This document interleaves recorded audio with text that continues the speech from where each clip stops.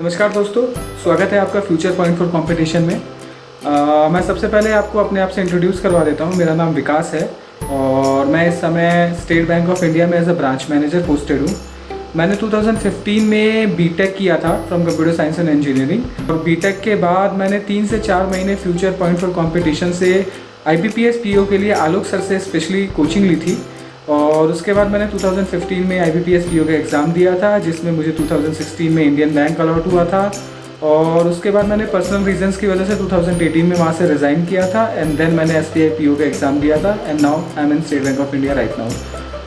तो पिछले कुछ दिनों से एक्चुअली क्या हो रहा है कि बच्चे लगातार मुझसे, जो एस्पिरेंट्स हैं वो मुझसे पूछते रहते हैं, मेरे से गाइडेंस लेते रहते हैं कि एग्ज़ाम कैसे निकालना है, करियर प्रोस्पेक्टिव क्या है, आगे कैसे बढ़ना है, कौन से एग्ज़ाम के लिए हम तैयारी करें और लोगों के मन में कैसे तैयारी करें। कई तरह की दुविधाएं और समस्याएं आती रहती हैं और वो बहुत ज़्यादा कंफ्यूज भी रहते हैं चीज़ों को लेके। मेरे पास भी अक्सर मैसेजेस आते रहते हैं, ईमेल्स आते रहते हैं कि मैंने कैसे तैयारी करी या मैं कोई टिप्स दूँ, कैसे करूँ। तो आज मैं आपके लिए ये वीडियो स्पेशली इसीलिए लाया हूँ कि मैं आपको इस एग्ज़ाम के बारे में कुछ चीज़ें बता सकूँ और कैसे आपको तैयारी करनी है, कैसे आपको आगे बढ़ना है। मैंने क्या क्या चीज़ें अपनी लाइफ में उतारी हैं जो मैं आपको बता रहा हूँ, आपसे शेयर कर रहा हूँ। ये सारी चीज़ें मैं आपके सामने अभी इस समय डिस्कस करना चाहता हूँ।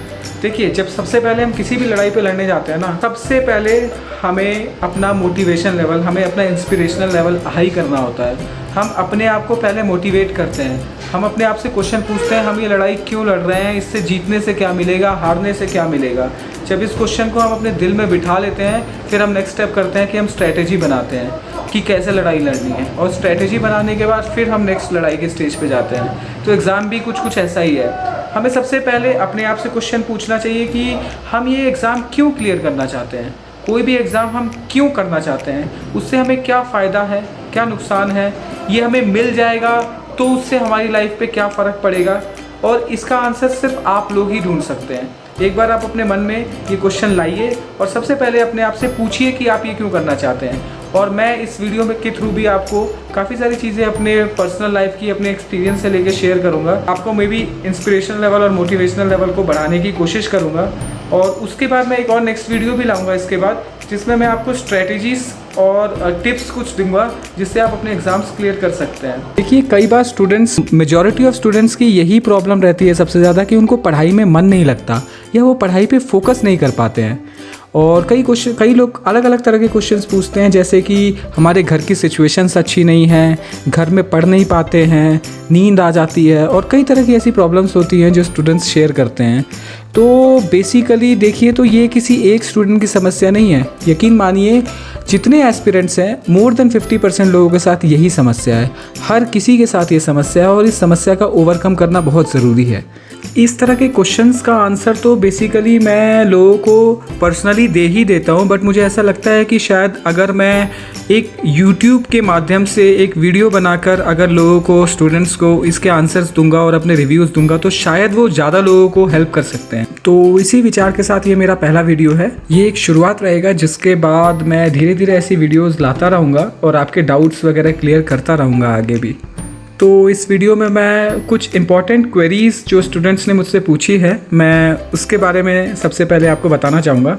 एक्चुअली एक स्टूडेंट का क्वेश्चन मुझे सबसे अच्छा लगा था कि सर, जब मैं तैयारी करता हूँ तो कई बार ऐसा लगता है कि स्टार्टिंग के कुछ टाइम तो मैं बहुत ज़्यादा मोटिवेटेड रहता हूँ, बहुत एक्टिव रहता हूँ और उस समय मैं काफ़ी ज़्यादा भी पढ़ लेता हूँ, लेकिन कई बार ऐसा होता है कि मेरा मन नहीं करता, मैं इधर उधर, मेरा मन कहीं भटक जाता है और मैं पढ़ नहीं पाता।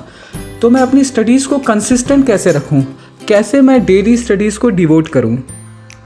देखिए, तो सबसे पहले ये समझिए कि कोई भी व्यक्ति, कोई भी हो, वो हर रोज़ एक जैसी मेहनत बराबर कभी कर ही नहीं सकता, चाहे कुछ भी हो।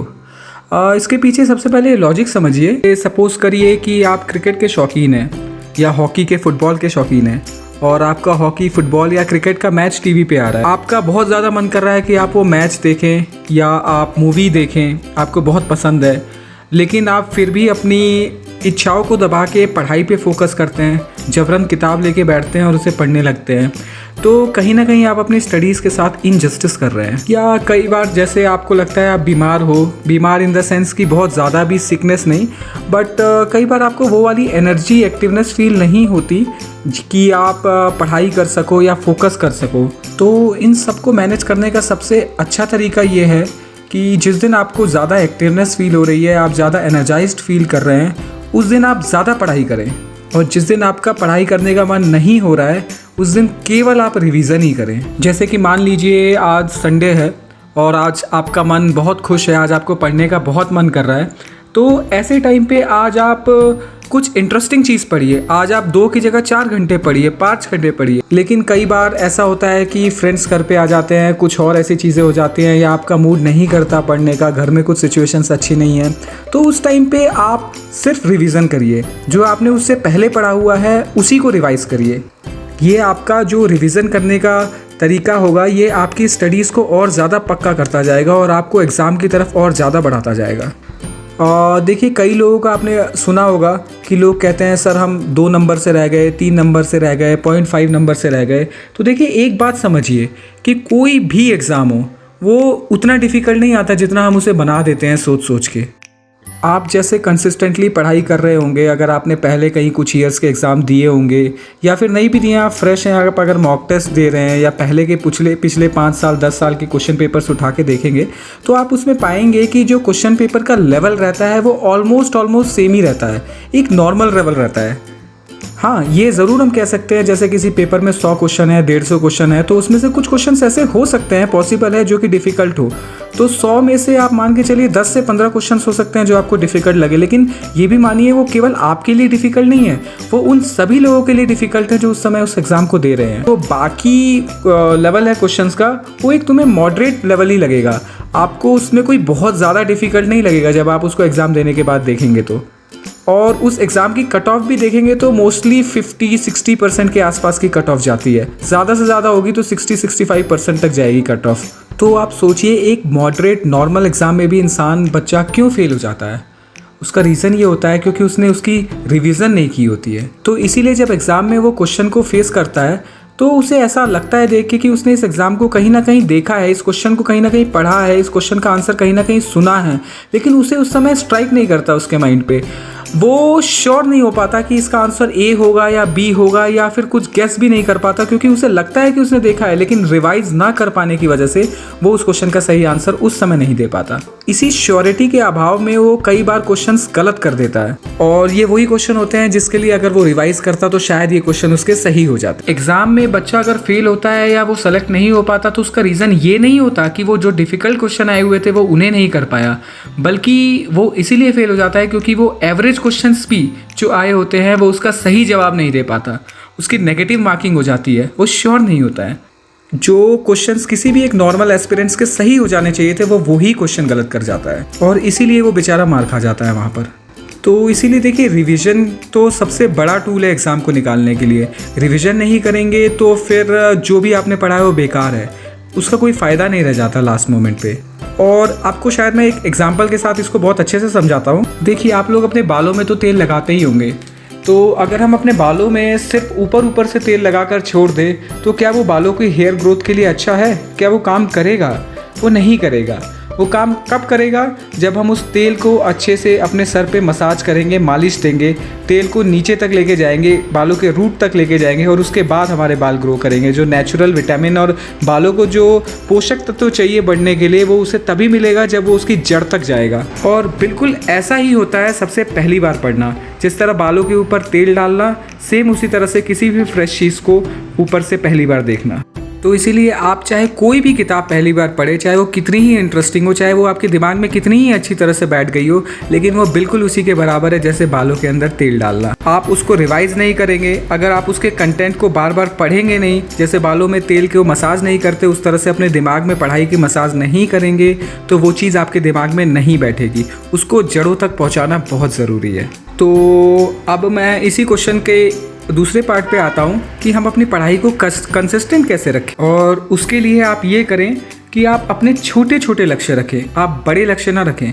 आप ये ना देखें कि कोई चैप्टर है आपको ये पूरा कंप्लीट करना है, नहीं, आप एक छोटे से टॉपिक को पढ़िए, उठाइए, समझिए अच्छे से, उसे सॉल्व करिए और उसे सॉल्व करने के बाद आप अपने आप को अप्रिशिएट करिए। एक टाइम फिक्स कर लीजिए, छोटा ही टाइम, ज़्यादा नहीं, 2 घंटा 3 घंटा। सपोज़ आज मंडे है तो आज हमने सोच लिया कि आज हमें 4 घंटे पढ़ाई करनी है, तो आप पढ़िए 4 घंटे, और जब 4 घंटे पूरे हो जाए तो आप अपने आप को शाबाशी दीजिए कि आज आपने 4 घंटे पढ़ाई पूरी कर ली है, आज आपने अपने टारगेट को पूरा कर लिया है। तो इस तरह से धीरे धीरे जब आप अपने टारगेट्स खुद बनाएंगे और आप अपने टारगेट्स को खुद मीट करेंगे तो फिर धीरे धीरे आपके अंदर कॉन्फिडेंस बढ़ता जाएगा उस चीज़ के लिए। धीरे धीरे आपके माइंड का जो डिप्रेसिव स्टेटस है, आपके माइंड का जो तनाव है, वो धीरे धीरे डाउन होता जाएगा। आपकी एंजाइटी कम होगी, आपकी भविष्य को लेकर चिंताएं कम होंगी। वो क्यों?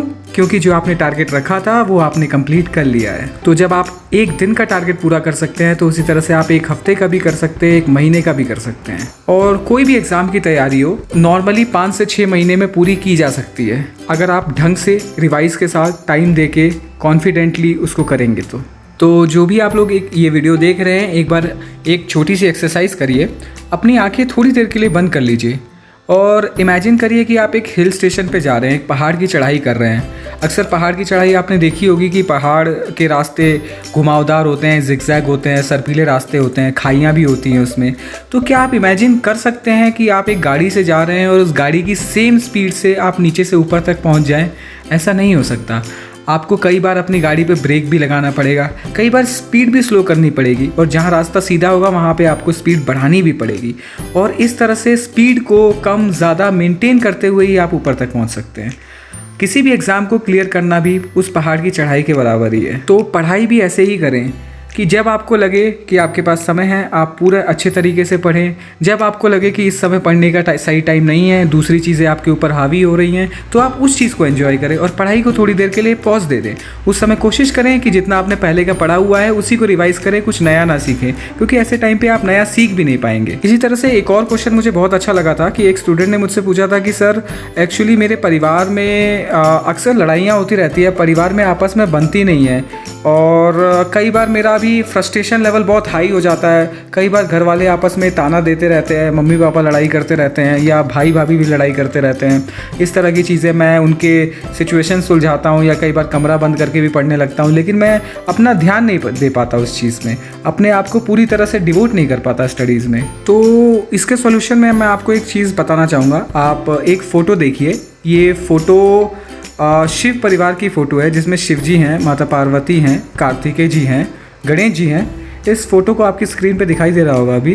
तो इस फ़ोटो में देखिए सभी लोग बड़े खुश लग रहे हैं, पूरा परिवार। तो क्या इस फ़ोटो में और भी कोई मेंबर हैं? हाँ बिल्कुल हैं, ध्यान से देखिए। शिव जी के गले में सांप है और गणेश जी के पास एक चूहा है, और नंदी महाराज दिखाई दे रहेंगे आपको, कार्तिकेय जी के पास मोर दिखाई दे रहा होगा आपको। तो ये देखिए कि गणेश जी का वाहन क्या है? चूहा।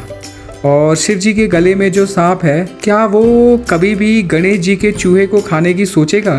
क्योंकि सांप तो चूहे को खाता है, सांप की पसंद है चूहा, लेकिन नहीं, वो कभी ऐसा नहीं करेगा। या फिर जो कार्तिकेय जी हैं उनकी सवारी क्या है? मोर, और मोर का भोजन क्या है? सांप। मोर सांप को खाता है। तो क्या जो वो मोर है वो शिव जी के गले में जो सांप है वो उसको खाने के बारे में सोचेगा भी? नहीं। क्यों? क्योंकि उसने अपना व्यवहार बदल लिया है। जबकि उसका कोर व्यवहार क्या है? खाना, सांप को खाना। या सांप का कोर व्यवहार क्या है? चूहे को देख के चूहे को खाना। लेकिन उसने क्या किया? उसने अपना कोर व्यवहार, उसका एक्चुअल बिहेवियर उसने चेंज कर लिया, और इसी वजह से ये पूरा परिवार खुश है। तो इससे हमें ये पता लगता है कि किसी भी परिवार में एक खुशहाली लाने के लिए ये बहुत ज़रूरी है कि हम अपने बिहेवियर के साथ कॉम्प्रोमाइज़ करें। कई बार हमारा कुछ करने का मन करता है, लेकिन हम जानते हैं कि अगर हम ये करेंगे तो शायद किसी और को इस बात का बुरा लग सकता है, किसी और को हमारी चीज़ें, हमारे एक्ट्स, हमारी फीलिंग्स हर्ट कर सकती हैं। तो किसी भी परिवार को खुश रहने का सबसे बड़ा की है कि वो अपनी चीज़ों के साथ कॉम्प्रोमाइज़ करे, अपने थॉट्स, अपने विचार, अपनी बातें, इनके साथ कॉम्प्रोमाइज़ करे। तो ये सब चीज़ें जो होती हैं, ये सब चीज़ें आपको डीमोटिवेट नहीं, बल्कि ये सब चीज़ें आपको मोटिवेट करनी चाहिए। आपको ये सब चीज़ें आपके आगे बढ़ने के लिए प्रेरणा देती हैं कि आप कुछ करिए, आप अपने आप को स्टेब्लिश करिए, आप अपने आप को खड़ा करिए उस प्लेटफॉर्म पे कि आपकी सुनी जाए, आपके डिसीजन से आपका एनवायरनमेंट चेंज हो। आप ये बिल्कुल मत सोचिएगा कि आपके घर की सिचुएशंस अच्छी नहीं है, आपके घर में कोई सुनता नहीं है, क्योंकि सच्चाई ये है कि इस दुनिया में किसी के भी भी घर में संपूर्ण सुख नहीं है। छोटी मोटी लड़ाई, कलेश, दिक्कतें हर घर में है, हर परिवार में है। ये सिर्फ आपकी समस्या नहीं है। पढ़ाई का माहौल, जब हम कहते हैं कि हमारे घर पे पढ़ाई का माहौल नहीं है, तो पढ़ाई के माहौल से आप क्या क्या अपने मन में सोचते हैं, क्या समझते हैं? क्या पढ़ाई का माहौल का मतलब क्या है कि चार दीवारी हो, जहाँ पे कोई डिस्टर्ब करने वाला ना हो, बिल्कुल शांत माहौल हो? क्या ये माहौल होता है पढ़ाई का? खाली शांत माहौल नहीं, बल्कि शांत दिमाग भी होना चाहिए। अगर आपका दिमाग बहुत ज़्यादा भटक रहा है, इधर उधर जा रहा है, तो आप पढ़ाई में मन कैसे लगा पाएंगे अगर आपका माहौल भी ठीक हो जाता है आसपास का? तो जैसे एक पानी है, नदी के पास आप जाते हैं, जब नदी में देखते हैं आपको अपना चेहरा कब दिखाई देता है पानी में? जब पानी बिल्कुल शांत हो। क्या बहते हुए पानी में तेज़ लहरों में आप अपना चेहरा देख सकते हैं? नहीं देख सकते। तो उसी तरह से एक शांत दिमाग भी बहुत ज़रूरी होता है। तो इसीलिए छोटी छोटी चीज़ों पे कभी अपने आप को भड़काइए मत, अपने दिमाग को अशांत मत कीजिए, कॉम्प्रोमाइज़ कीजिए सिचुएशन से। इसी तरह से एक और किसी स्टूडेंट ने पूछा था कि सर हमें डाइट कैसी रखनी चाहिए, हम खाना कैसे खाएं, पानी कैसे पिएं, क्या खाएं क्या पिएं, किस तरह के न्यूट्रिएंट्स लें, काजू बादाम, इस तरह की चीज़ें काफ़ी सारे लोगों के मन में आती हैं कि शायद हम अपने खाने के व्यवहार से, अपने एटीट्यूड से चीज़ों को चेंज कर सकते हैं, चीज़ों को ठीक कर सकते हैं, हमारा मन हम अच्छा कर सकते हैं। सबकी अपनी अपनी डाइट है, कुछ साउथ इंडियन फूड पसंद करते हैं, कुछ नॉर्थ इंडियन फूड पसंद करते हैं। तो खाने की डाइट्स तो हैं जो आप अपने हिसाब से लीजिए, बट बेसिकली मैं कुछ टिप्स आपके साथ शेयर करूंगा कि आप किस तरह से खाना खाएं या क्या टाइमिंग पर करें कि आपके लिए वो चीज़ें अच्छी हों। तो उसके लिए मैं क्या करता था पर्सनली कि मैं मॉर्निंग में ब्रेकफास्ट बहुत हैवी करता था, और आपको भी सजेस्ट करूंगा कि कोशिश करिएगा कि मॉर्निंग का ब्रेकफास्ट बहुत ज़्यादा हैवी हो, क्योंकि जब आप मॉर्निंग में लाइट ब्रेकफास्ट करते हैं तो फिर थोड़े टाइम के बाद आपको भूख लग जाती है, या दिन होते होते आपको अजीब सा अनईजीनेस सा फील होने लगता है। फिर आप फ्रिज की तरफ, किचन की तरफ जाते हैं कि थोड़ा बहुत कुछ खा लूँ। तो ये सब चीज़ें आपका माइंड डाइवर्ट करती हैं। तो दिन की शुरुआत में आप पेट भर के खा लीजिए, ताकि आपको थोड़े टाइम के बाद थोड़ा सा आपको अनरेस्ट सा लगेगा, लेकिन उसके बाद आप बिल्कुल भूख से दूर हो जाएंगे, और उसके बाद आप किसी भी चीज़ में अच्छे से फोकस कर सकते हैं। उसके बाद 1 से 2 घंटे का रिलैक्सिंग टाइम लीजिए, जिसमें आप अपने मनोरंजन के काम कर सकते हैं। जैसे आपका मन करे अपने बेड संभाल लीजिए, कमरा संभाल लीजिए, क्योंकि एक अच्छी पढ़ाई के लिए साफ़ सुथरा कमरा और घर होना भी बहुत ज़रूरी है। ये माइंड पे बहुत अच्छा इफेक्ट डालता है। तो इस तरह के छोटी मोटी एक्टिविटीज़ कर लीजिए 1-2 घंटे, उसके बाद पढ़ाई शुरू करिए। उसका रीज़न ये है कि एक्चुअली अगर आप खाना खाने के तुरंत बाद ही पढ़ने लग जाएंगे तो आप अपने ब्रेन पे बहुत ज़्यादा प्रेशर क्रिएट करेंगे, और क्या होगा कि जो ब्लड फ्लो आपके पेट में जाना चाहिए वो डाइवर्ट होकर कहाँ जाने लगेगा? आपके दिमाग में जाने लगेगा, और फिर उसकी वजह से क्या होगा कि आपके पाचक तत्व में दिक्कत आने लगेगी, आपका डाइजेस्टिव सिस्टम में प्रॉब्लम आने लगेगी। इसलिए इस बात का भी ध्यान रखें, और कोशिश करें रात को भी जब आप डिनर करें तो डिनर के बाद आप ज़्यादा गैप, या तो थोड़ा अच्छा खासा गैप दे के फिर पढ़ाई करें, या लाइट खाना खाएं और उसके पचने के बाद ही करें, क्योंकि उसके बाद तुरंत बाद आप करेंगे तो वो ज़्यादा अच्छा होगा भी नहीं। और इनफैक्ट कोशिश करें कि खाने का और सोने का ड्यूरेशन आसपास ही हो। खाने के बहुत देर के बाद आपको सोना मैं आपको सजेस्ट नहीं करूँगा। मैं यही कहूँगा आपको कि सैलड को कभी भी खाने के साथ मत खाइए, क्योंकि सैलड जो होता है वो खाने के कंपैरेटिवली थोड़ा सा हैवी होता है। बेसिकली आप अब इंडिया में क्या है कि कभी भी कैसे भी कोई भी कुछ भी खा लेता है, बट फॉरेन कंट्रीज़ में देखेंगे या एक सिस्टमेटिक वे में अगर देखेंगे तो आपने बड़े बड़े होटल्स में या रेस्टोरेंट में सुना होगा 3 कोर्स मील होती है, 5 कोर्स मील होती है, या 7 कोर्स मील भी होती है। तो हर जगह आप देखेंगे कि सैलेड को हमेशा मेन कोर्स से पहले दिया जाता है, सर्व किया जाता है, और मोस्टली लोग सैलेड हमेशा मेन कोर्स से पहले खाते हैं। अब इसके बाद एक और चीज़ करिए कि आप मोस्टली मॉर्निंग में एक थॉट्स अपने मन में हमेशा कुछ, सबसे पहला थॉट पॉजिटिव थॉट लाइए जो आपको पूरे दिन के लिए मोटिवेट करता रहे। आपकी एक सोच आपको पूरे दिन के लिए मोटिवेट कर सकती है, और सोच का होना बहुत ज़रूरी है, और पॉजिटिव सोच का होना बहुत ज़रूरी है। गौतम बुद्ध ने कहा था कि आपकी एक छोटी सी सोच आपके पूरे दिन का परसेप्शन बदल सकती है। तो बस ये वही चीज़ है कि आपका पूरा दिन कैसा जाएगा वो आपकी एक छोटी सी सोच पे डिपेंड करता है। तो यही सब चीज़ें थी कुछ जो मैं आपके साथ शेयर कर रहा था। ऐसे ही कुछ क्वेश्चंस और भी हैं जो मैं बीच बीच में लाता रहूँगा। तो ये मेरी एक छोटी सी वीडियो थी जिसमें मैंने कोशिश की कि आपको मोटिवेट कर सकूं पढ़ाई के लिए आगे, और हेल्प कर सकूं। बाकी फिर मैं इसके बाद नेक्स्ट वीडियो लेके आऊँगा जिसमें मैं आपको कुछ स्ट्रेटेजीज़ बताऊँगा कि कैसे आप कोई भी एग्ज़ाम्स को क्लियर कर सकते हैं। और बेसिकली क्योंकि मैं बैंकिंग बैकग्राउंड से हूँ तो मैं कोशिश यही करूँगा कि मैं आपको बैंकिंग से रिलेटेड चीज़ें बता सकूँ। और अभी SBI का क्लर्क का एग्ज़ाम निकला था जो कि पोस्टपोन हो गया है, तो उसके बारे में भी मैं आपको गाइड करूँगा। ठीक है, फिर पढ़ते रहिए, मिलते रहिए।